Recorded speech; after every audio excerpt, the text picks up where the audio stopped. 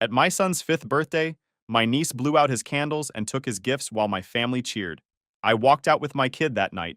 Then I gathered every receipt, filed reports, and watched their perfect reputation fall apart piece by piece. Hey, Reddit! My family always treated my son like he didn't matter, while my niece could do no wrong.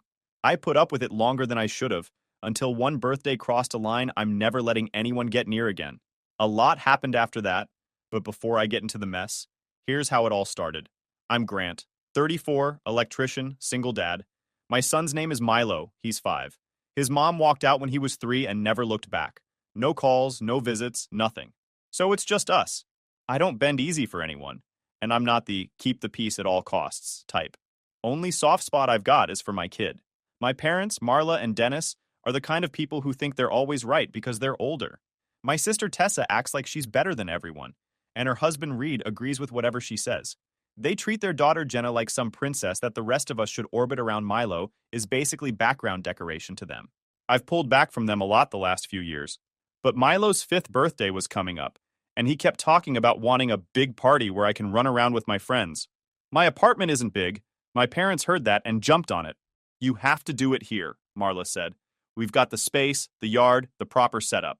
I told them I was fine doing something smaller at a park. They pushed. You don't want him to miss out, do you? Tessa added. They made it sound like they were doing Milo this huge favor. I agreed for one reason only. The kid wanted a big party. I wasn't going to let my pride get in the way of that. We showed up a little early so Milo could see everything before the guests arrived. He was in his little blue Prince jacket we picked out together. He'd been excited about that jacket for a week straight. I set down a small bag with a few presents for him, one from me and a couple from friends who couldn't make it, so he'd have something to open no matter what. The front door opened, and straight away it started. Marla spotted Tessa and Jenna coming up the walkway, Reed right behind them, and her whole face lit up like a spotlight. Jenna! She yelled, pushing past Milo to get to her. Dennis followed, arms wide. There's my girl! They bent down, hugging and kissing her, going on about how beautiful she looked. Milo was standing right there, holding a small gift bag he'd brought for Jenna, because he wanted to be nice since it's my party too. They glanced at him long enough to say, Hey, Milo, and then went right back to fussing over Jenna. I rested a hand on his shoulder. Go put your gift on the table, bud, I said. They led us into the living room, where they'd set up decorations. Balloons, a happy birthday banner, cheap streamers. Normal enough. What stood out was the little photo display.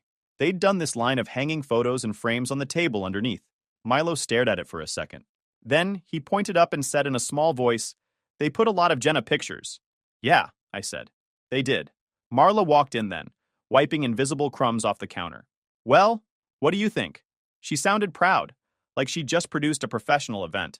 You couldn't print more pictures of him? I asked, looking right at her. She blinked like she'd been slapped with cold water. Oh, well, these were just what I had lying around. You've had 5 years of lying around, I said. You could have found more than one. She gave this annoyed little laugh. Don't be so sensitive, Grant. It's just pictures. Milo tugged my sleeve. It's okay, Dad. I like the balloons, he whispered. That was the only reason I let it go in that moment. We moved into the kitchen. A few minutes later, they followed us in. Tessa talking, Reed nodding, Jenna still marching like the star of the show. Tessa did her usual fake nice tone. Oh, you made it. Good. We were worried you'd do something tiny again, like last year at that playground. That party was for him, not for you, I said. He had fun.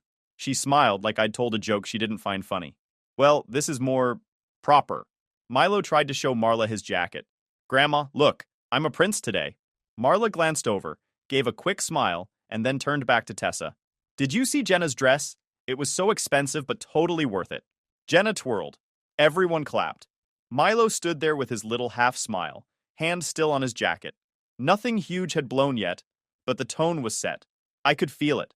The looks. The fake compliments. The way they leaned toward Jenna and away from Milo without even thinking about it. But Milo was excited. He kept asking, when will my friends be here? When can we do cake? When can I show everyone the yard? I wasn't about to crush that with an argument in the first 30 minutes. So I didn't say everything in my head. I just stayed close to him. Watched, listened, filed things away. Once more people started arriving, Milo got even more excited. He'd been practicing little things all week, just kid stuff he was proud of. He ran up to Marla first, holding a balloon sword he made with one of the twisty balloons. Grandma, look! I made this!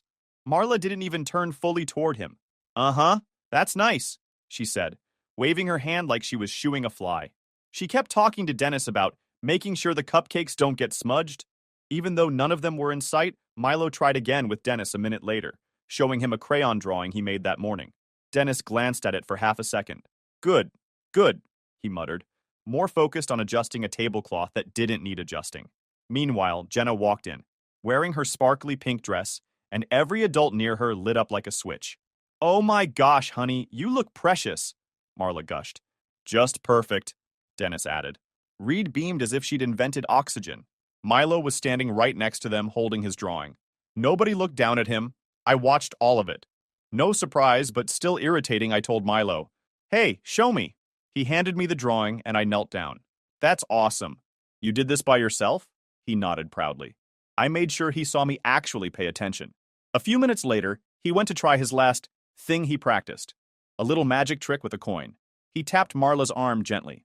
Grandma, want to see a trick? She barely glanced at him.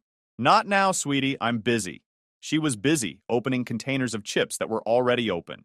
Jenna walked by holding a random plastic bracelet, and Marla gasped like she'd brought out a priceless artifact. Look at this adorable bracelet on Jenna. Isn't she just the cutest? Milo's shoulders dropped a little. I saw it. That slow deflation kids get when they realize someone isn't interested in them. I hated it. Then came the moment that snapped the tension tight. Milo tried helping set the table. He picked up one of the smaller paper plates, literally paper, and as he set it down, his hand slipped and it fluttered to the floor. Marla whipped around like he'd shattered crystal. Milo, really? Can't you be careful for once? You're making a mess. The room went quiet. Milo froze. I stepped between them fast, steady voice but sharp. Don't talk to him like that. She blinked like she couldn't believe I'd spoken. Grant, it's just... No, I said. Lower your tone. It's a paper plate. Milo moved behind me without me asking. Marla looked embarrassed, but more offended than remorseful. Right then, Tessa and Reed arrived in the doorway like they were entering a staged performance. Everything okay? Tessa asked, eyebrows raised. Not concerned, judging. We're fine, I said. Tessa gave the room a once-over. Just making sure. We want today to go smoothly. Reed chimed in, especially for Jenna. She's been looking forward to this. It was Milo's birthday, but all right. After a bit, Marla announced it was time to open presents. Milo perked up right away. He climbed onto the little decorated chair they'd set out for him. He was excited. I could see him trying to shake off everything that happened earlier. Tessa carried in a huge gift bag, way bigger than the others, and set it in front of Milo. Before he could touch it, she held her hand up. Some of these are for Jenna, too, she said casually, like it was the most normal thing in the world. No, I said immediately. It's his birthday. Tessa didn't even look at me. Well, we didn't want Jenna to feel left out. She's sensitive. Milo looked confused. I could tell he didn't understand why his name was on the bag if it wasn't really for him. They ignored me and started helping him open things. Every time something good came out, a nice puzzle set, a cute stuffed fox, a coloring kit, Jenna snatched it before Milo even held it. Tessa laughed. She loves it. Oh my God, so cute. Reed nodded proudly. Milo kept reaching gently, not grabbing, just trying to hold something that was supposed to be his. Jenna shoved him aside twice. The only things left for him were cheap little trinkets, plastic toys from the dollar bin, stuff I hadn't even seen in the original pile on the gift table. Dennis noticed Milo's expression and shook his head. Come on, Milo, don't pout. Nobody likes a sore loser. Milo looked down fast, trying to hide his face. My jaw clenched so hard I felt it in my teeth. I wanted to end the whole thing right there, but Milo was still trying to stay calm. I could see him forcing himself to breathe slowly, the way I taught him. So I waited. When Marla announced it was cake time, Milo lit up again. It was the happiest he'd looked all afternoon. He kept bouncing on his toes, pressing his hands together like he was trying to hold in his excitement. Dad, is it time now? He asked, smiling so big it softened everything in me. Yeah, buddy, it's time, I said. The kids gathered in the dining area where the cake was set up. It was a simple vanilla cake with blue frosting and Milo's name in white letters. He'd been talking about blowing out his candles for days. He practiced at home on an empty cup, blowing hard and saying, "That was a good wish." Milo climbed onto the chair next to the cake, sitting up straight like he was royalty. His feet swung under the seat, too short to touch the ground. Just as I felt the mood easing a little, Tessa walked in, holding a fancy white cupcake box from some overpriced bakery. She placed it right next to the cake, practically pushing the edge of Milo's plate. So that's what Marla had been fussing about earlier. The Jenna cupcake. She didn't want smudged. "This is a special treat for Jenna," Tessa said loudly. "She's earned something of her own today." I stared at the box, then at her. "Why would you bring something separate?" I asked calmly. "It's Milo's day." Tessa didn't even stop to acknowledge me. She opened the box and pulled out a gourmet cupcake with gold sprinkles. She handed it straight to Jenna like she was presenting a trophy. Jenna smirked at Milo while unwrapping it. "Look, Mom got me a special one," she bragged. Milo looked confused for a second, then looked back at his cake. He forced a smile and whispered, "It's okay, Dad. I like my cake." I nodded but didn't look away from Tessa. The disrespect wasn't even subtle anymore. Marla clapped her hands. "All right, everyone, let's sing." Everyone crowded around the table. Milo sat proudly with his hands folded, staring at his candles like he was memorizing them. There were 5, one for each year. He'd been counting them since this morning, reminding me he was almost big now. The singing started. Milo kicked his feet happily under the chair. He leaned forward slightly, already preparing to blow. He was glowing. This was the moment he'd been waiting for all week. When the song ended, I took out my phone to record him blowing out the candles.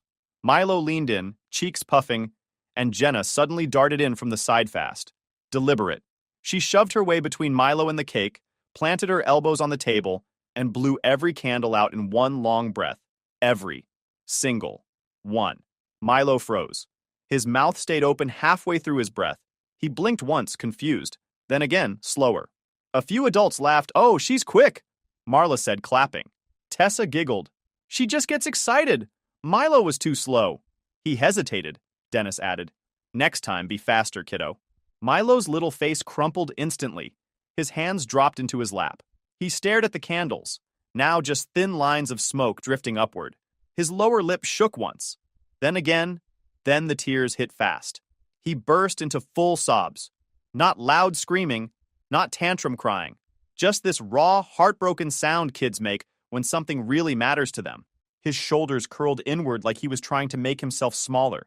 That was it for me. I moved forward, picked him up, and held him against my chest.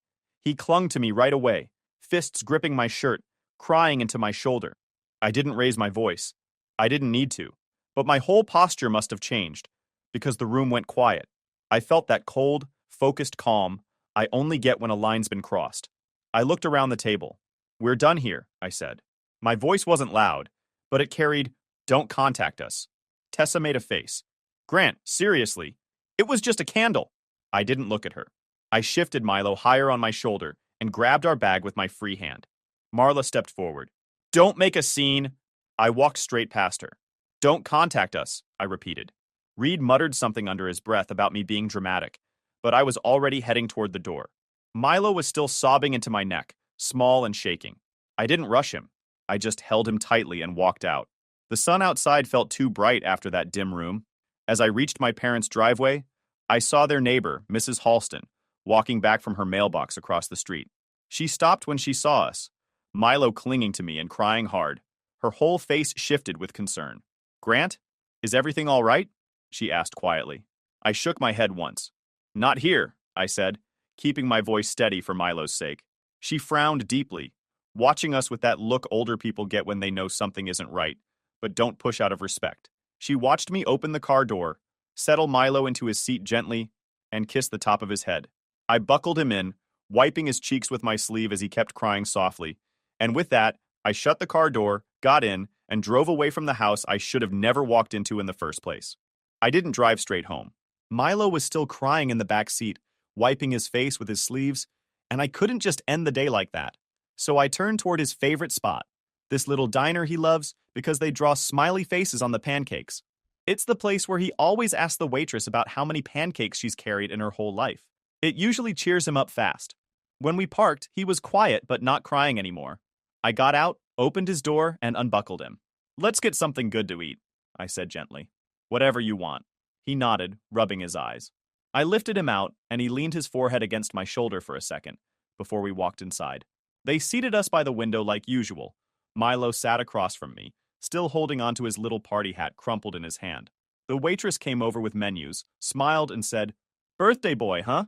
Usually he'd light up and tell her all about turning 5, but he just lowered his head and mumbled, "Yeah." And I ordered him pancakes with extra syrup. He didn't even look at the menu. When the food came, he pushed it around with his fork. Didn't take a single bite. I tried to keep things light. "Hey, champ, pancakes looking too fancy for you today?" Nothing. Just a small shrug. Then he finally looked up at me, eyes still red, and asked quietly, "Dad, why didn't they let me blow it?" He said it like he was asking about something complicated, something he couldn't make sense of no matter how long he thought about it. My chest tightened, but I kept my voice calm. "They didn't stop you, Jenna just got in the way. That wasn't your fault." He stared at the pancakes. "Did I do something wrong?" "No," I said immediately. "You didn't do anything wrong at all." He nodded slowly, but I could see he wasn't convinced. He kept twirling the fork around but didn't eat a single piece. The diner felt louder than usual, clinking plates and people laughing around us. But at our table it was dead quiet. After a few more minutes of him just staring at his food, I asked softly, "You want to go home?" He nodded again. I flagged the waitress, boxed the food even though it was untouched, and carried Milo back to the car. He leaned against me the whole walk. The drive home was silent. He looked out the window with that tired, defeated expression kids get after crying too much. Every so often he'd sniff or hiccup. I kept checking the mirror to make sure he wasn't spiraling again. When we got home, he walked inside slowly, went straight to his room without saying anything, and curled up on his bed. He didn't ask about presents or cake or anything. He didn't even ask to watch a movie. He just pulled his blanket over his legs and stared at the wall. I sat beside him for a bit and smoothed his hair back. "I'm right here," I told him. He whispered, "I'm okay," but his voice was shaky. After he finally drifted off, I left his door cracked and went to clean up the living room out of habit. I hadn't even taken my shoes off yet when I heard small footsteps. Milo walked out, eyes half open, hair messed up. He wasn't fully awake. He came straight to me and climbed into my lap like he had when he was smaller. I held him, thinking he was about to ask for water or that he had a bad dream. Instead, he murmured, voice tiny and tired, "Grandma said Jenna is her real grandkid, because she's smart." Then he leaned against my chest and fell back asleep. I didn't move. My whole body went still. It felt like the air in the room dropped 10 degrees. I'd expected a lot of garbage from my family that day, but hearing that come out of my son's mouth, that was a different kind of hit. I carried him back to bed, tucked him in, and stood there for a long second watching him sleep. He looked worn out, cheeks still blotchy from crying. Once I knew he was fully asleep, I went to my desk. I didn't pace or rant or call anyone. I work better quiet, and I was past trying to convince anyone of anything. I opened my laptop, pulled out the folder where I kept old messages, and started gathering everything old texts from my mother dismissing Milo. Emails about money changes that never added up. Bank statements with withdrawals I never approved, photos from past gatherings where Milo got brushed aside. Receipts from the college fund deposits that didn't match the current balance. Notes I'd written down over the years when something seemed off one by one. I stacked everything in order. By the time I finished sorting everything, I knew exactly what I needed to do. The next morning, I got up early. Milo was still asleep, curled up with his stuffed dinosaur. I didn't wake him. I had things to do, and none of them required him seeing or hearing anything. At the kitchen table, I spread out my laptop, phone, and a folder of everything I'd gathered the night before. I wasn't angry in a loud way, just focused. First call. My lawyer, Mr. Fallon. I told him what happened, what I'd found in the bank statements, and what I needed. "Bring everything in today," he said. "We'll start the filings." Second call. A private investigator I'd used years earlier during custody hearings, Harlan Pierce. I explained the missing funds and inheritance discrepancies. "I'll dig," he said. "Give me a week." Third call. The bank. I scheduled a meeting that afternoon to review Milo's accounts. The college fund was a UTMA custodial account my parents had opened when he was a baby. The money legally belonged to Milo, not them. My lawyer sent a formal demand for a full accounting. Fourth call. Milo's school counselor. I told her there'd been emotional issues and that my son wouldn't be around certain relatives anymore. She took it seriously. We met the next morning. Nothing about this would be quick. Over the next 2 weeks, the pieces fell into place. At the bank, the advisor showed me withdrawals labeled family support and educational expenses. I'd never requested any of them. "How much total?" I asked. She gave me the number. It wasn't small, it was deliberate. Then, the inheritance. After my grandmother died, money was left for both Milo and Jenna. I'd been told Milo's share was in a savings account my parents managed, but half the transfers were missing. Several deposits that should have gone to Milo never arrived. One mailed check had even been readdressed to Tessa's home after my parents filed an address change with the bank. Around the same time, Harlan called back Aunt Lorraine had sent Milo checks for every birthday and holiday until he turned 5. After his 3rd birthday, my parents had changed the mailing address on her envelopes to theirs. None of those checks were ever deposited into Milo's account. He couldn't access their tax filings, but during a lawful trash pull, he recovered a mailer from their tax preparer, a checklist asking Marla to confirm Milo's social security number as a dependent. It wasn't the return itself, but it proved the pattern. A week later, he found more. Tessa had been applying for school programs under single-parent status to get reduced fees for Jenna, though she was fully married. He sent me copies of the forms with her signature in black ink. Piece by piece, the picture tightened. They'd been using Milo's name, funds, and identity whenever it benefited them. I moved quietly. Tax fraud report. I submitted everything to the IRS with proof attached. I didn't need speed, only accuracy. School safety report. I filled out the district form stating Milo was not to be released to Marla, Dennis, Tessa, or Reed under any circumstances. The counselor logged a do not release notice that morning.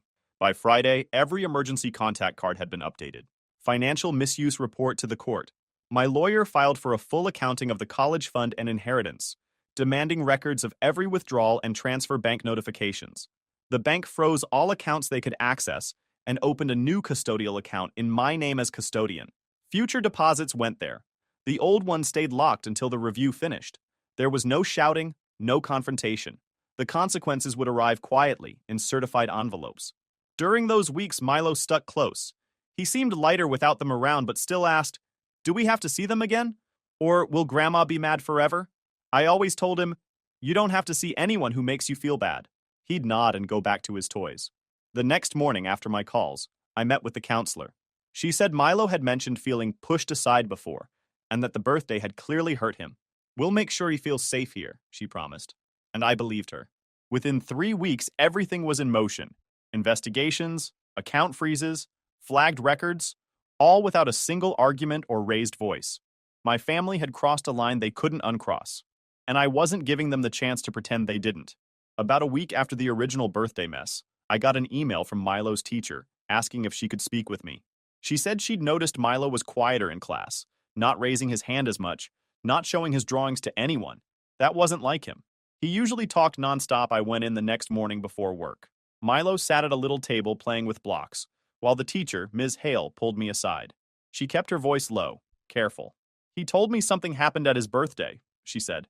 "He didn't give many details at first, but he looked upset, so I asked him gently." Milo wandered over while we were talking. He stood next to me and held onto my pant leg. Ms. Hale crouched down. "Milo, do you want to tell your dad what you told me?" He nodded slowly. "They didn't let me blow my candles," he whispered. And Grandma said I wasn't her real grandkid." Hearing him say it out loud to someone else made the whole room feel too still. Ms. Hale didn't look shocked, more like disappointed in the adults responsible. She stood and said, "I have to file a report. Emotional harm is still harm. It's required." She filed the mandated report that afternoon. The counselor added a supplement the next morning, cross-referencing my earlier meeting.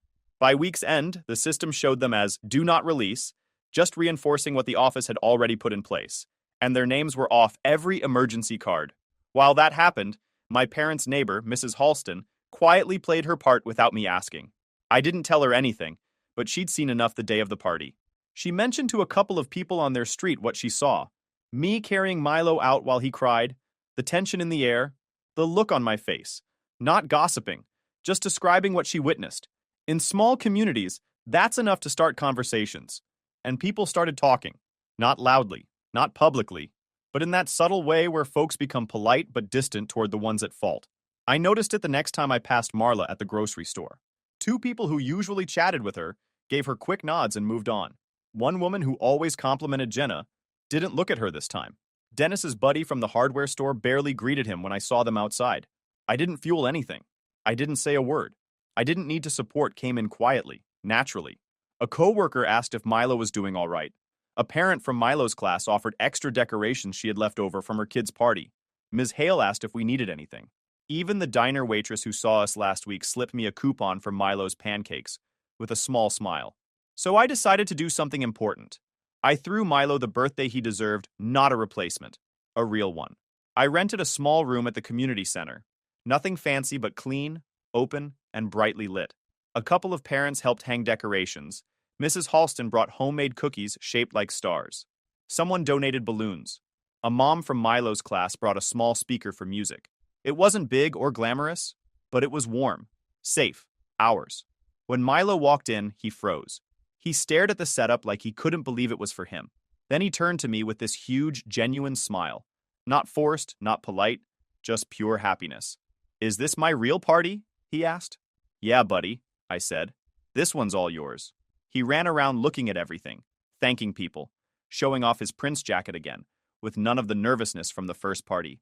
When cake time came, we set a brand new cake on the table. Blue frosting, his name written in bold white letters, 5 candles. Everyone gathered around him, just like before, but this time it was different. Milo sat up straight, eyes bright, grinning from ear to ear. No cupcake boxes for anyone else. No kids pushing in front, no adults ignoring him. We sang. He leaned forward. I watched closely just out of instinct.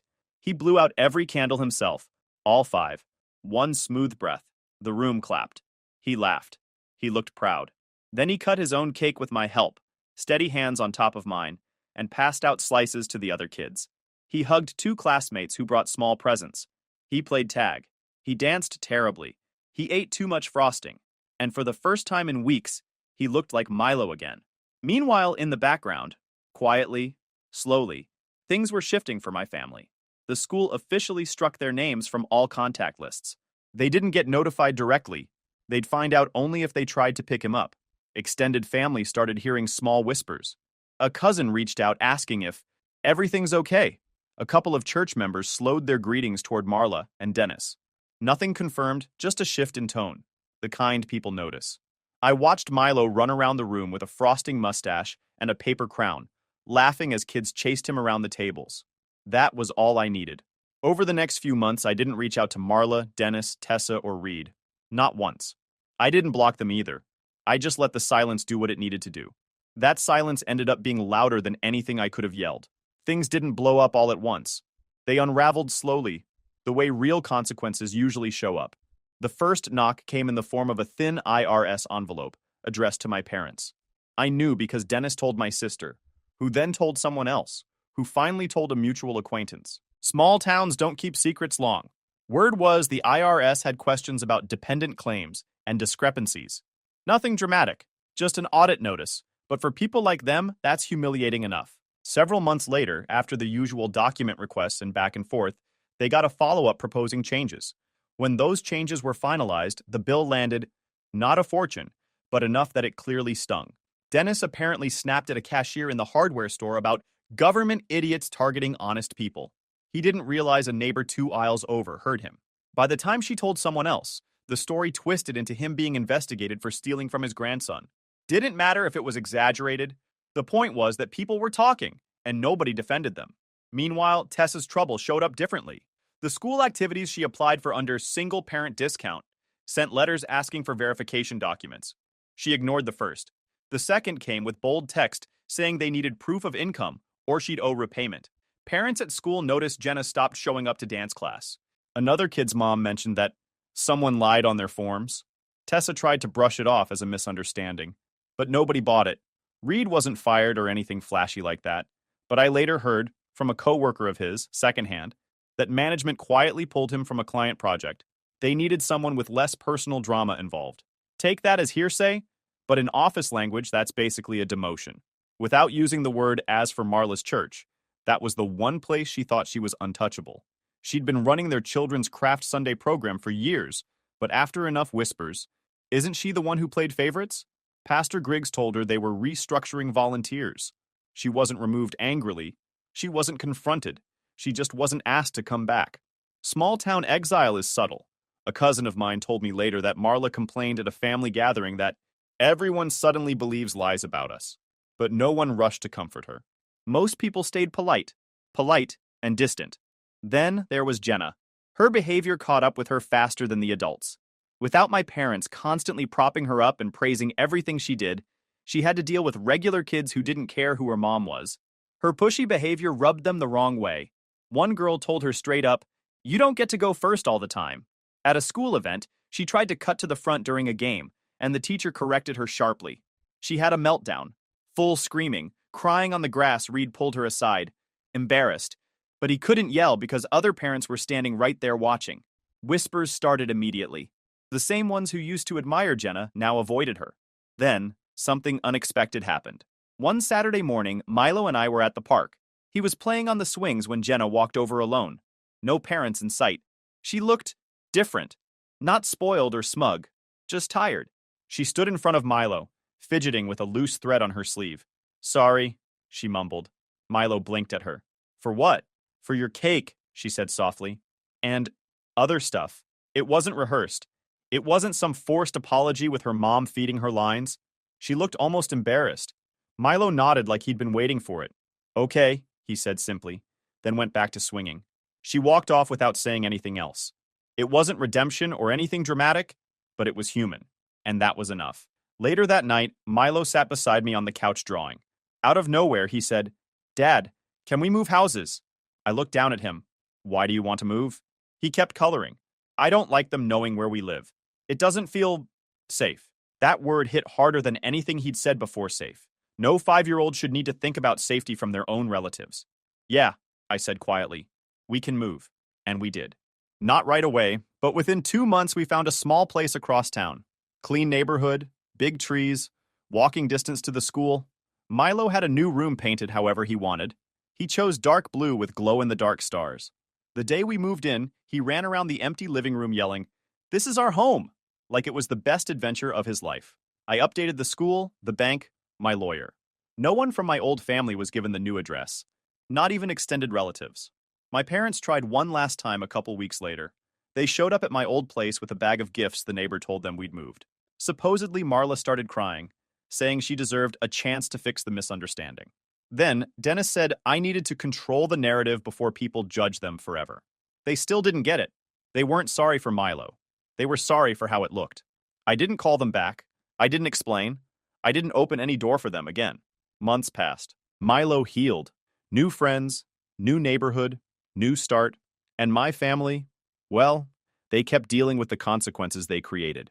I didn't celebrate their downfall. I didn't need to. All I cared about was watching Milo run around our new yard, laughing freely. If you enjoyed this video, please hit that subscribe button. It really helps the channel and help us bring you more and better stories. Thanks.